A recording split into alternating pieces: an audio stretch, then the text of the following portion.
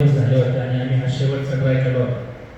शेवटच्या ट्रायमध्ये आम्हाला सक्सेस आलं, पण प्रत्येक गोष्ट म्हणतो ना आपण, प्रत्येक गोष्ट अशी पुढे पुढे आडवी येत राहिली. आम्हाला 5व्या महिन्यामध्ये गर्भाशयाचं मुख उघडलं, गाठ मारली गेली.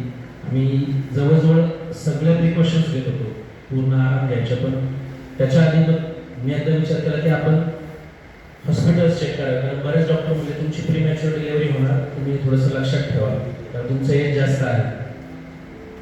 मी एका दिवशी सकाळी ज्युपिटर हॉस्पिटल, KM रुबी, दुपारी आपलं चिंचवडचं बिर्ला हॉस्पिटल, संध्याकाळी सरांकडे मी 3च्या दरम्यान आलो होतो.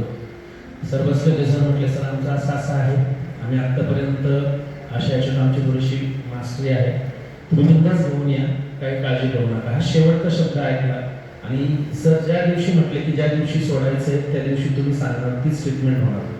माझे बरेचसे मित्र म्हटले आपण दुसरीकडे ट्राय करू, कॉस्टली आहे, खूप सगळं आहे. म्हटलं आपण आता एकदा इथे डोकं दिले आणि त्या माणसाला विश्वास ठेवला आणि त्यांनी खरंच म्हणजे त्यांचा सर्व स्टाफ असेल, एकच अडचण नाही. जेव्हा डोक्याला थोडंसं ब्लिडिंग झालं होतं ती अडचण, त्याच्यानंतर कावीळ झाली, कावीळनंतर जंतू संसर्गानंतर 2दा HP कमी, तर रक्त भरलं गेलं. त्यासाठी त्यांनी म्हणेल त्या गोष्ट आम्ही म्हटलं, सर आता तुम्हीच जे सांगितलंय त्याच्यावर त्या पहिल्या दिवसापासून म्हणजे मी जेव्हा इथे आलो होतो तेव्हा दिवसापासून आम्ही विश्वास ठेवून इथं चाललो.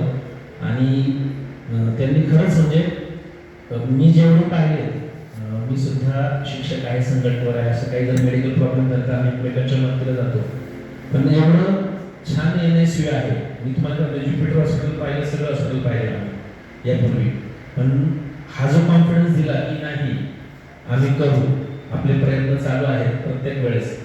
कारण जसं जसं यायचं पुढच्या सगळ्या स्टेजेस तेव्हा टेन्शन यायचं, डोळ्याचं आहे, एवढ्या लहान वयाच्या मुलांना डोळ्यांचा प्रॉब्लेम होऊ शकतो, ब्रेनचंही जी जखम झाली होती ती त्यांनी खूप छानपैकी कव्हर केली.